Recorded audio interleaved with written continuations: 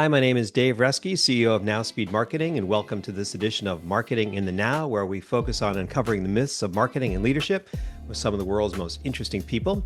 And my guest today is Lee Nadler, CMO of Flip. He's a marketing veteran and a generally very interesting guy. So, Lee, welcome to the show. Thanks, David. It's great to be here. Lee has had executive roles at firms like DoubleClick and Snapple, and he's an expert at building what he calls brand zealots, which I'm sure we'll get into a little bit. But to start the conversation, Lee, I noticed on your website or on your LinkedIn profile, you talk about your connection with Sherpas. And in fact, you had a firm called, I think, Sherpa Marketing at one time. What's your connection with Sherpas, and how do you think about that in your life?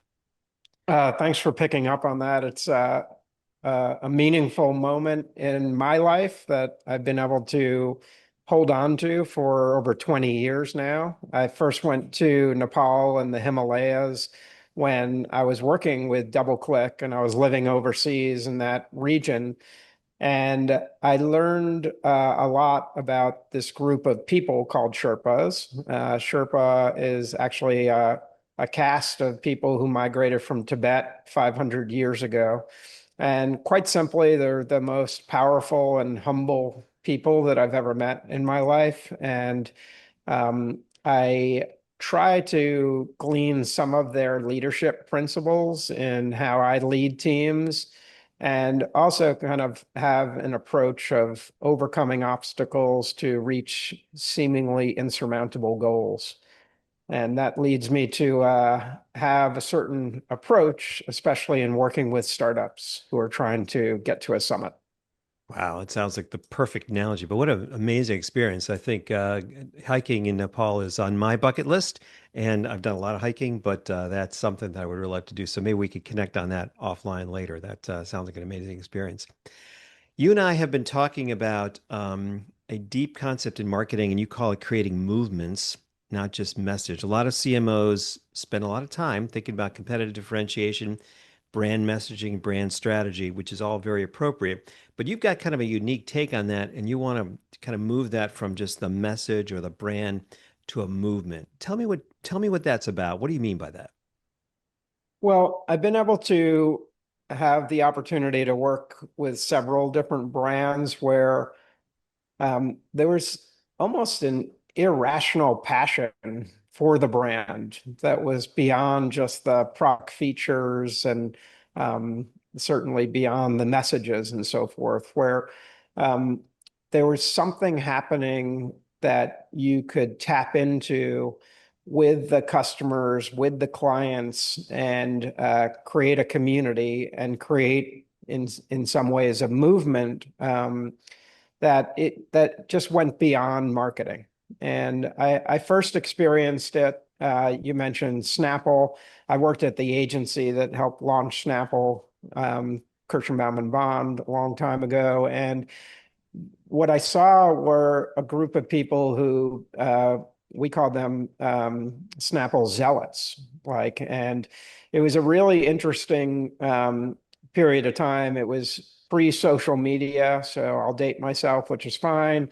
But we actually found that people were actually writing in to Snapple, like making these incredible like love stories and requests, for the logo to be able to tattoo it on their body, or for hundreds of cases of, peach iced tea because that's all they wanted to serve at their wedding.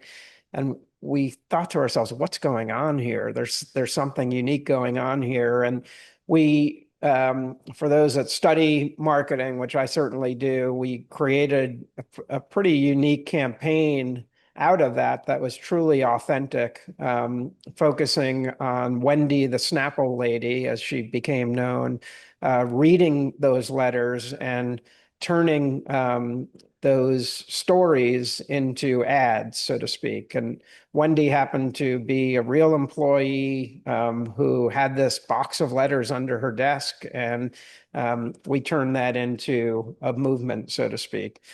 The next time I saw it was I worked at BMW Group for about 10 years, including focused on Mini Cooper nationally. And we saw something in the mini owners that, again, was beyond rational kind of product feature affinity. Almost half of the owners were naming their car. And we found that to be a remarkable insight that we actually turned into not only campaigns where we sent a key fob to owners, and it had the name of their car that they registered. And we then did interactive billboards. So when you were approaching one of the billboards, it actually read your key fob and welcomed the name of your Mini as you approached on the street, which kind of was just a fun way to like take an insight and then kind of bring it back and put a smile on people's face. And every couple of years, it still runs today, we put together a program called Mini Takes the States, where we would drive across the country, finding the best driving roads to allow our what we called miniacs to enjoy the open road and motor together. And on many of the legs, there'd be 1,000 Mini Coopers, each one uniquely customized, coming through a town. And we were able to give back to charity and do things that, again, just were well beyond marketing and messages, creating a movement. Wow, I mean, those are some amazing experiences. It feels like there's this continuum between customer to what I might call a fan to what we're talking about with a zealot, right? So all that way. Um, what are the nuances in all of that? Does everybody make it through that journey? Why do people go from one stage to the next? Are those the right stages? How do you kind of think of that continuum? Do you want all your customers to become zealots? Is it okay if just a few of them are? I have so many questions about this basic idea. Yeah, first of all, I think it's unique to a product or a brand to have even that opportunity to go that far. You know, you have to be realistic with what you're offering and the service or product that you're providing. Hopefully, at a fundamental level, people are gaining some kind of utility, satisfaction, it's solving a problem for them that your product or service is delivering upon. And the next level of that is to do it in a way where you actually delight your customers. And Mm. so that's an opportunity, again, that's very different across products and categories. And when you find that opportunity, you can lean into that in a way where it is beyond just the product that you're offering. And one of the things that attracted me to Flip is for many years, um, customer service, which is really that ability to interact with your customers on a one-to-one basis, was almost relegated to the side. You know, in some cases, you know, it was a hidden phone number on a website because it just became too costly or inefficient to handle human customer service calls on a large scale basis. Um, but when you have an opportunity to listen to your customers and then to be able to be empathetic and deliver solutions, that's a huge win for the customer and also a huge win for the marketer and the brand to actually understand what your customers are either struggling with, having problems with, and on the flip side of that, can be delighted by. Yeah, let's dig deeper into that piece because I'm intrigued by the insight required to get to this, to understand what a zealot is or a fan is. What do CMOs or marketers need to be listening for or asking about in order to find those, you know, those insights to figure out if they're delighting their customers, what those messages could be to kind of figure out where to take them. So, you know, the great opportunity is to be able to listen, first of all, and have a way of actually gathering the information, turning it into data to see if it's a trend or just, you know, kind of a one-off, and then be able to turn it into an insight that you can act upon. Many companies and many brands are certainly wanting to be able to put that together, but maybe have been unable to do that. And Flip is an AI technology platform that allows companies to be able to listen to their customers and solve their issues, as well as understand when there are opportunities for delight. Hmm, powerful. So let's dig into that as well a little bit further. What is the role of AI in helping listen? I mean, traditionally, let's go back. You and I have been doing this for a long time. If we were doing this in the 90s or the 2000s, we might commission a market research firm, right, to do original research, maybe some focus groups. We're looking for some insights. Gathering data and then we're going to analyze that. Today, we might leverage AI to do that and help us gather the data and gather those insights. What is the role of AI, and maybe what's the role of Flip in helping companies do that? Flip enables companies to be able to very efficiently, first of all, satisfy their customers' reason for calling or chatting or um, having an opportunity to have a one-on-one interaction between the company and the brand. And for many of the brands that I worked on, I either had direct influence over or input into how the customer service teams would interact with customers. And a lot of times that was not updated, it was not looked at, it was not taken as an opportunity. And now with Flip, companies have the opportunity to efficiently listen to customers, resolve their issues, but also see if there are opportunities, whether it's these are other products they're interested in, these are questions that they might have that we're able to resolve in a way that puts a smile on their face at the end of the day. So, does it really turn customer service into another market research input into what's happening with the market and what's happening with your customers? I think it turns the opportunity for customer service not just into research, but also that opportunity to delight customers and become a competitive advantage. As we started to talk about earlier, to kind of get to that next level of, turning a customer into a fan, it's something that goes beyond just the delivery of the product, but it's actually the way you provide service to that customer as well. And sometimes customer service is a tricky kind of messy discipline, where you might be dealing with issues or complaints or confusion.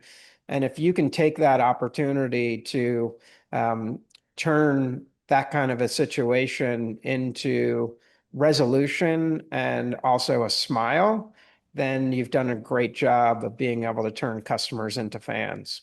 Yeah, and that's very powerful. So let's get back to this concept of the movement that you talked about. So, because I think that, we've talked about turning customers into fans, into zealots. How do you kind of then leverage that? And then that becomes a movement. So you're not just delighting individual customers, but now basically enabled the market, in a very new way. How do you kind of think about that progression and making that happen? It's a great question, and again, for each brand, it might be a little bit different. But I think what you want to do is, first of all, recognize that not every customer is going to get there, right? So there are certain customers that are looking to your product for some kind of utility, and you obviously want to deliver on that utility and provide the satisfaction.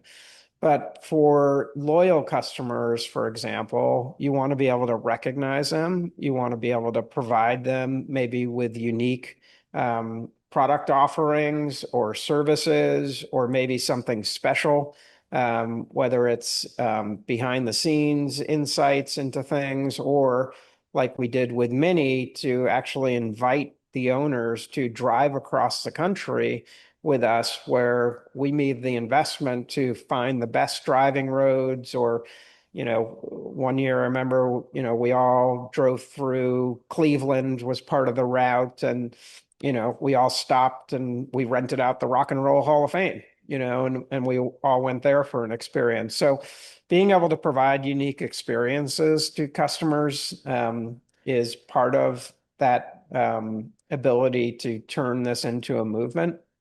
But really, what you want to start to do is segment customers and understand where they are in that process.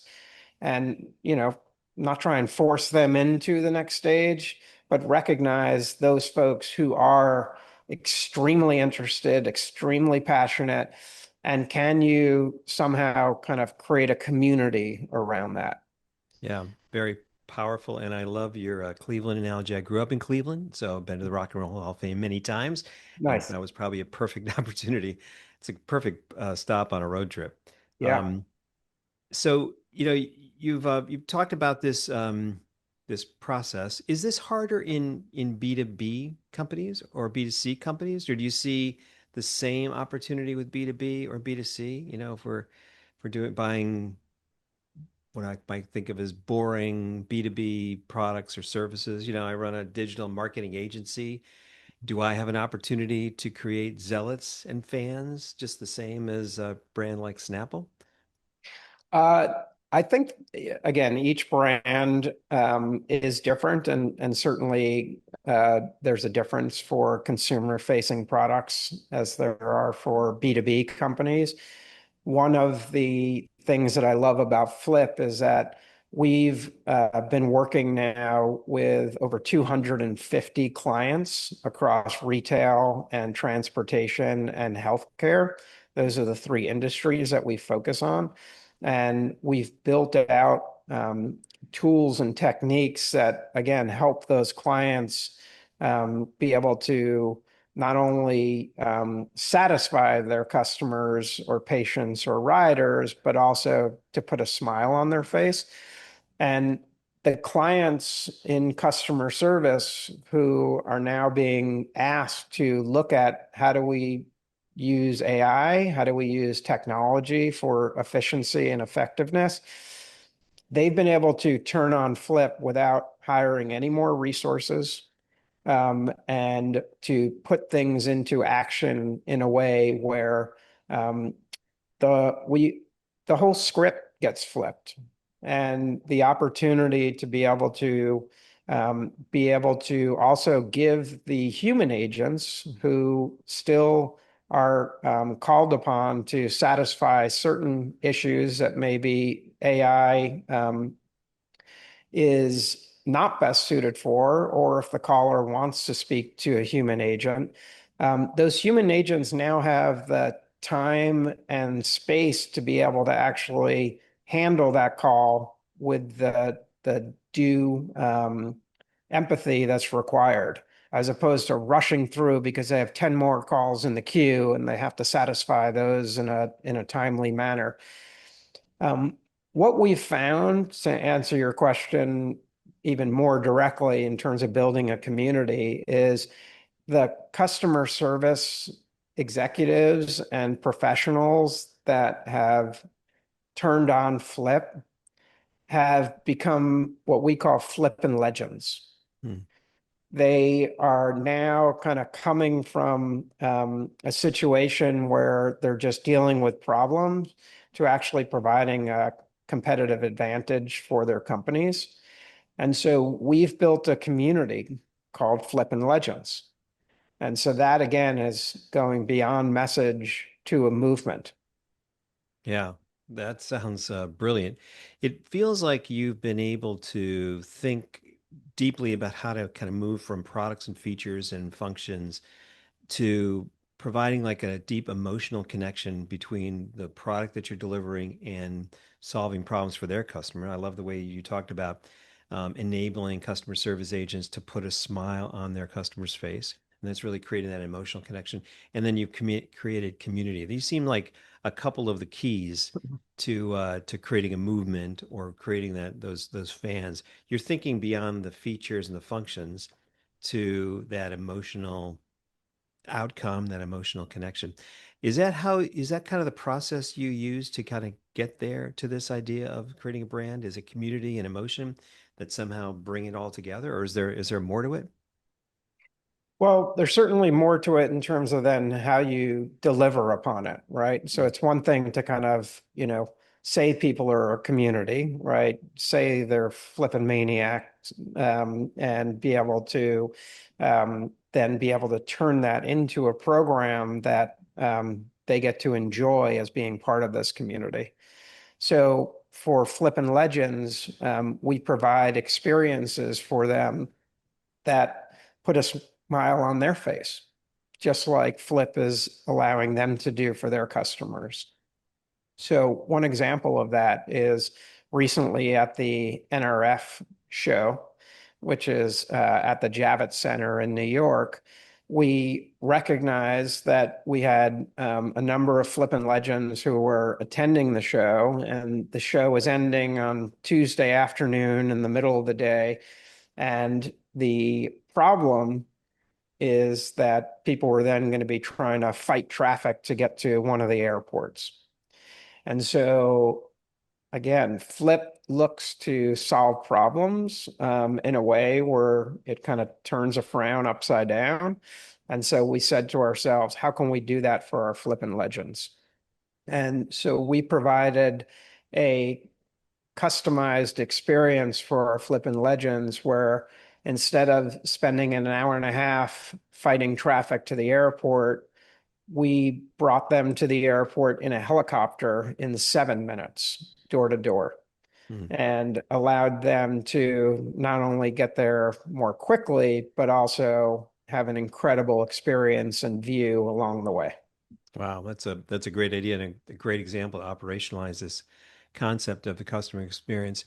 And I guess as I think about like small companies through the ages have done this with their customers, right? Take them out to the baseball game. We buy them basketball tickets. We invite them to we create maybe a special meal at a high-end restaurant, right? So it's harder to do that at scale with larger companies, but it sounds like, it does take that imagination, that creativity to really do that. And it sounds like you've done that very well. What's the role of AI? You're obviously an AI application, but have you thought about the role of AI as a thought partner to help maybe other CMOs think about this more deeply, like kind of from doing market research to gathering insights to coming up with ideas in order to create that emotional connection. Can AI play a role, or is this essentially, a very human activity where it takes brilliant CMOs like yourself to kind of put all that together? It's a combination. AI can certainly help. I mean, AI is at the core of what Flip offers. So AI certainly helps in terms of, again, being more efficient at putting a smile on customers' faces, but also trying to gain the insights from why customers are calling in the first place. And so being able to deliver that back to brands in a way that they can pay off opportunities or even promotions. Liquid IV recently did a Super Bowl commercial, and Liquid IV uses Flip for their phones. And we're able to take the idea behind that commercial and actually extend it into the calls that people were providing to customer service and kind of almost pay off the messages and so forth.